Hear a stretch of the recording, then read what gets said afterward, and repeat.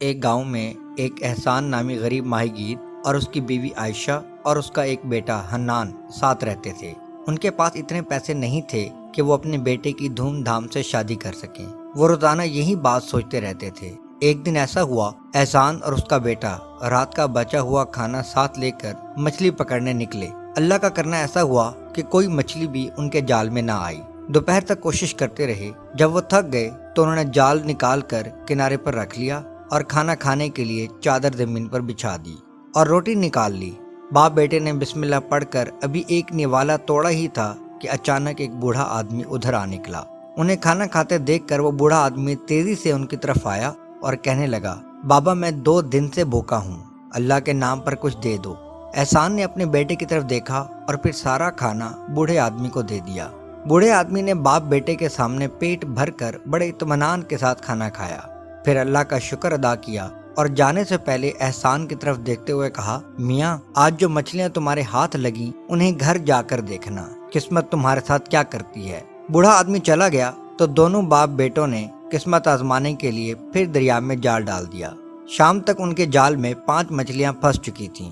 وہ کم سے کم وقت میں گھر پہنچ جانا چاہتے تھے تاکہ وہ دیکھ سکیں کہ قسمت ان کے ساتھ کیا کرتی ہے۔ احسان مچھلیاں لے کر گھر پہنچا تو اس کی بیوی بہت خوش ہوئی۔ انہوں نے اپنی جھونپڑی کے ایک کونے میں ایک آدمی کو دیکھا تو حنان نے ماں سے پوچھا، ماں یہ آدمی کون ہے؟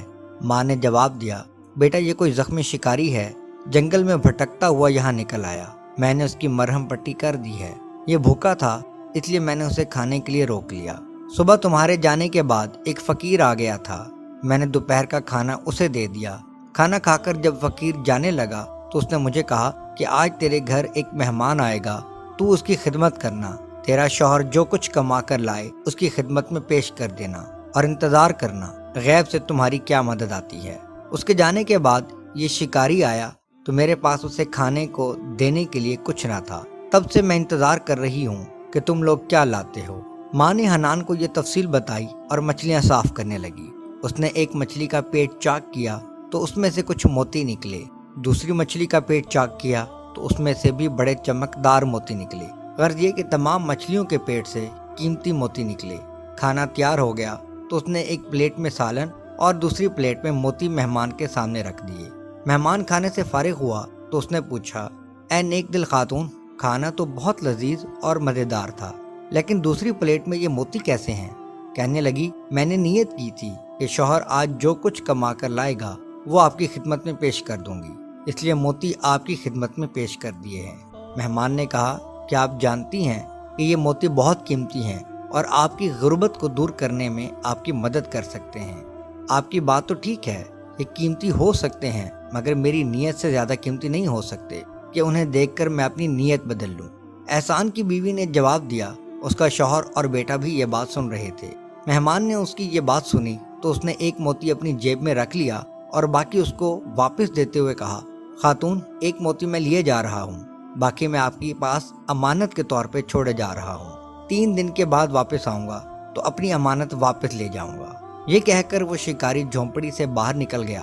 اس نے درخت کے ساتھ باندھا ہوا اپنا گھوڑا کھولا اور ایک طرف چل دیا۔ شکاری کے جانے کے بعد احسان نے اپنے ساتھ گزرنے والا واقعہ اپنی بیوی کو سنایا اور کہنے لگا، سمجھ میں نہیں آ رہا کہ معاملہ کیا ہے، دیکھتے ہیں 3 دن بعد کیا ہوتا ہے۔ 3 دن بعد احسان اور حنان مچھلی پکڑنے کے لیے جانے والے تھے کہ گھوڑے کے قدموں کی آواز سن کر باہر نکلے۔ انہوں نے دیکھا کہ بہت سارے گھڑ سوار ان کی جھونپڑی کے قریب کھڑے ہیں۔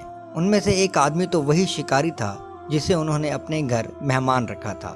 شکاری اپنے گھوڑے سے نیچے اترا اور احسان اور حنان کو لے کر جھونپڑی میں پہنچا اور احسان کی بیوی کے پاس جا کر کہا، اے خاتون میری امانت مجھے واپس لوٹا دیں۔ احسان کی بیوی نے یہ بات سنی تو اس نے کہا، اے شکاری تمہیں اپنے ساتھ اتنے سارے آدمی لانے کی کیا ضرورت تھی، ہم تمہاری امانت ویسے بھی تمہارے حوالے کر دیتے۔ یہ کہہ کر اس نے موتی شکاری کے حوالے کر دیے۔ موتی ہاتھ میں لے کر شکاری کہنے لگا، اے خاتون میں شکاری نہیں ہوں بلکہ پڑوس والے ملک کا بادشاہ ہوں، آپ کے ملک کا بادشاہ میرا دوست ہے، ہم دونوں ایک دوسرے کے ملک میں آزادانہ آ جا سکتے ہیں۔ تمہارے موتی ساتھ لے جا رہا ہوں اور ان آدمیوں کو یہاں چھوڑے جا رہا ہوں، یہ تمہارے لیے ایک عالی شان محل تیار کریں گے، ان موتیوں سے جو قیمت حاصل ہوگی وہ کچھ دنوں تک تمہیں پہنچا دی جائے گی۔ اس کے علاوہ میری خواہش ہے کہ میں تمہارے بیٹے حنان کی شادی اپنی بیٹی سے کر دوں، کیا تمہیں یہ رشتہ منظور ہے؟ وہ سب بادشاہ کے اس فیصلے پر بہت خوش ہوئے اور انہیں اپنے بیٹے کا رشتہ بادشاہ کی بیٹی سے طے کر دیا۔ اس طرح اللہ کے فضل سے نیک دل ماہی گیر کے حالات بدل گئے اور اس کے بیٹے کی شادی بھی ہو گئی اور وہ ہنسی خوشی رہنے لگے۔